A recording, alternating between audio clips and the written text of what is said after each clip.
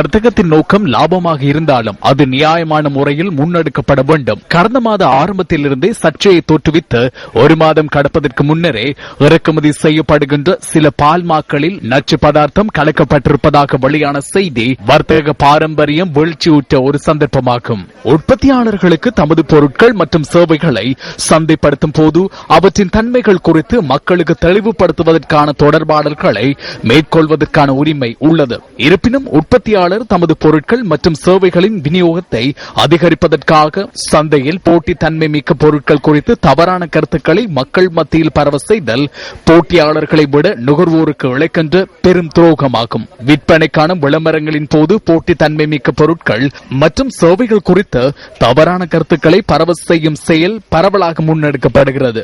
எனினும் அந்த வர்த்தக விளம்பரங்களுக்கான உடன்படிக்கைகளுக்கு புறம்பாக தமது பால்மா உற்பத்திகளை போன்றே ஏனைய பால்மா வகைகளிலும் நச்சு பதார்த்தங்கள் இல்லை என குறிப்பிட்ட ஒரு நிறுவனம் கடந்த ஜூலை மாத ஆரம்பத்தில் பிரசாரத்தை முன்னெடுத்தது. இதனையொத்த பிரசாரங்களை இலத்திரனியல் மற்றும் அச்சு ஊடகங்கள் மூலம் மேற்கொண்டிருந்த சிலர் அதனோடு தொடர்புபட்ட விடயங்களை நன்கறிந்தவர்கள் அல்லர். பரிசோதனைகள், கண்காணிப்புகள், தீர்மானங்கள் ஆகிய காரணிகளை பின்பற்றுவதற்கு பதிலாக தேசிய அடையாளம் என்ற போர்வையில் மக்கள் மனங்களில் இடம் பிடித்திருந்த பால்மா வகைகள் தொடர்பில் மாயை ஒன்றை தோற்றுவிப்பதற்கு சிலர் மேற்கொண்ட பிரயத்தனங்களின் நிர்வாண தன்மை சுகாதார அமைச்சின் பணிப்புரையின் பேரில் தடுத்து வைக்கப்பட்டிருந்த பால்மா வகைகள் பின்னர் அந்த அமைச்சின் பரிந்துரை மற்றும் அனுமதியின் கீழ் சுங்க பிரிவினரால் விடுவிக்கப்பட்டதன் மூலம் வெளிப்படுகிறது. குறுகிய நோக்கமுடைய சிலரினால் பிரச்சனையை தோற்றுவிப்பதற்காக முன்னெடுக்கப்பட்ட முயற்சிகள் மூலம் நாட்டில் பால்மா தட்டுப்பாடு ஏற்பட்டு மக்கள் சிரமத்திற்கு உள்ளான ஒரு நிலைமையை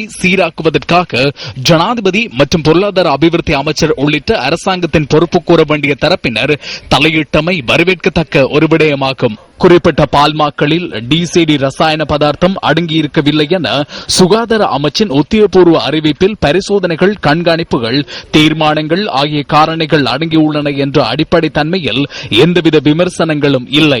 சுகாதார அமைச்சின் நிலைப்பாடுகளுக்கு முரணான ஒரு கருத்து பொது சுகாதாரம் மற்றும் போஷாக்கு தொடர்பில் பொறுப்புகள் ஒப்படைக்கப்பட்டுள்ள வேறொரு அமைச்சு அல்லது நிறுவனம் காணப்படுமா என் அதனால் உறுதி செய்யப்பட்ட ஏற்றுக்கொள்ளக்கூடிய காரணிகள் இருக்குமா என் அவற்றை மக்கள் முன் சமர்ப்பிக்க வேண்டும். சுகாதார அமைச்சின் பரிந்துரைகள் மற்றும் அனுமதியுடன் சந்தைக்கு விநியோகிக்கப்பட்ட பால்மாக்களில் டிசிடி ரசாயன பதார்த்தம் அடங்கியிருக்கவில்லை என சர்வதேச அங்கீகாரம் பெற்ற ரசாயன ஆய்வாளரான பேராசிரியர் ஒருவர் கடந்த மே மாதத்தில் உறுதிப்படுத்தியிருந்தார். இதன்போது தம்மால் பின்பற்றப்பட்ட விஞ்ஞான பரிசோதனை முறைமையினை பகிரங்கமாக்கியுள்ள அந்த பேராசிரியர் தொழில்நுட்ப ஆராய்ச்சி நிறுவனத்தின் தீர்மானத்தை அதற்காக பயன்படுத்திய ஆராய்ச்சி தொழில்நுட்ப முறைமைகளை சவாலுக்கு உட்படுத்தியுள்ளார். இவ்வாறு தெரிவு செய்யப்பட்ட பால்மாக்கள் தொடர்பில் பொறுப்பு கூற வேண்டிய எவரேனும் எந்த மூலையில் இருந்தேனும் முரணான கருத்துக்களை முன்வைப்பார்களா என் அது தேசிய அடையாளம் என்ற சுதந்திர சதுக்கத்தின் பின்னால் மறைந்திருப்பவர்களுக்கு தூபம் எடுவதாக அமைந்துவிடும். அது பொது சுகாதாரம் மற்றும் போஷாக் என்பவற்றின் பொருட்டு முன்னிற்பதாக அமையாது. நாட்டை நேசிக்கின்ற திறமையான வைத்தியர்கள் இலங்கையில் இருக்கின்றனர். அவர்களின் கரங்களிலேயே இந்த விடயம் உள்ளது என நான் எண்ணுகின்றேன். பல்வேறு மாற்று வழிகளின் ஊடாக போஷாக்கு குறைபாட்டை நிவர்த்தி செய்ய முடியும் என்று நாம் நம்புகிறோம். நமக்கு தேவையான பால் கிடைக்கும் வரை போஷாக்கு குறைபாட்டை நிவர்த்தி செய்து கொள்வதற்கு மாற்று நடவடிக்கைகளை மேற்கொள்ள வேண்டும்.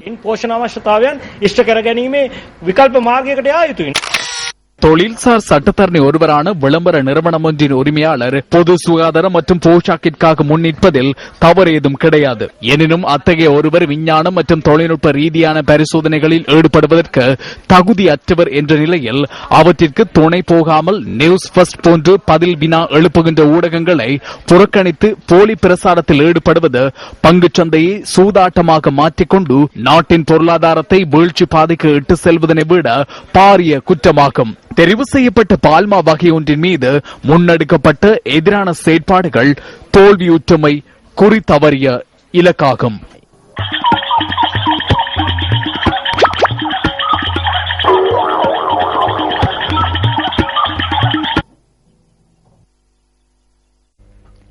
வடக்கு மாகாணத்தின் கிளிநொச்சி மாவட்டத்தின் பளை பிரதேசத்தில் உள்ள வண்ணங்கணி கிராமத்தில் அடிப்படை வசதிகளற்ற நிலையில் வாழும் மக்களின் பிரச்சினைகள் குறித்து நியூஸ் ஃபர்ஸ்ட் என்று ஆராய்கின்றது.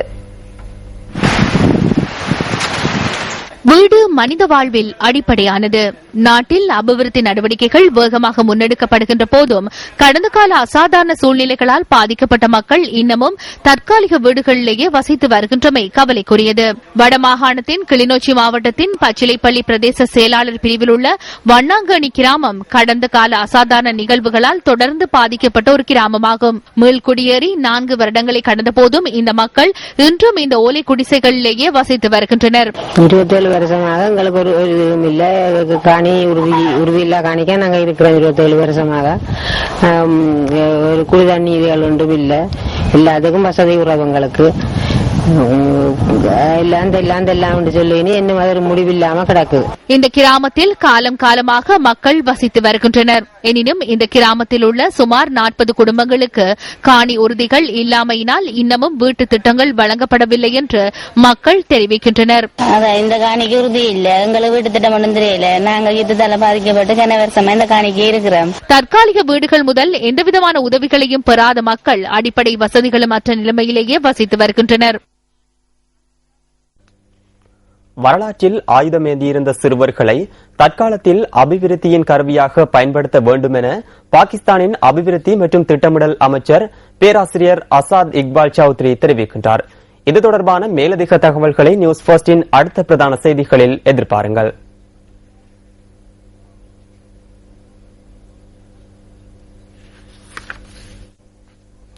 உயர்மட்டத்திலிருந்து விடுக்கப்பட்ட அழுத்தம் காரணமாகவே இலங்கை கிரிக்கெட் நிறுவனத்தின் உபதலைவர் பதவியை ராஜினாமா செய்ய தீர்மானித்ததாக கே மதிவாணன் தெரிவிக்கின்றார்.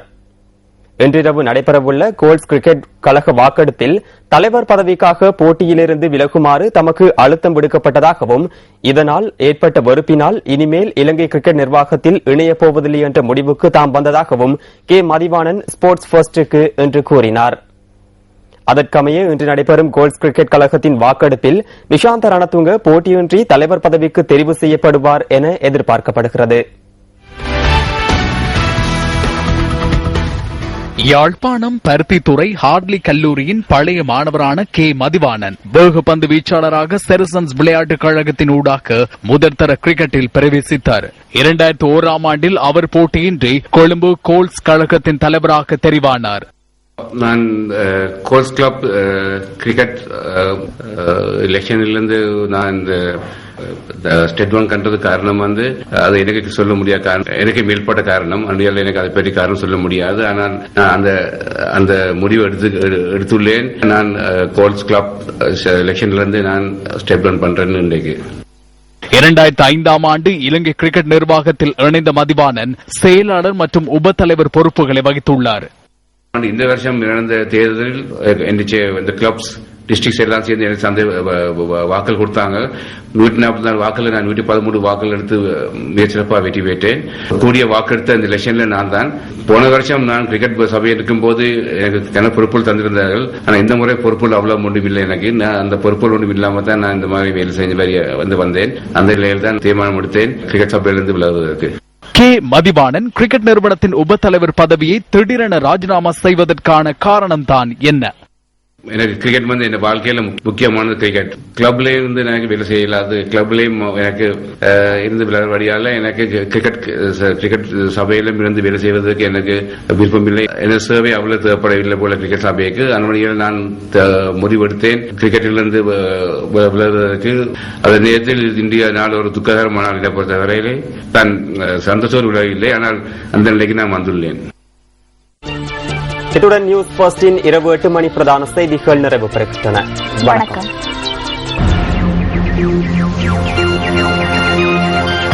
Hotline 0114-896-896 www.newsfirst.lk. Feedback at newsfirst.lk.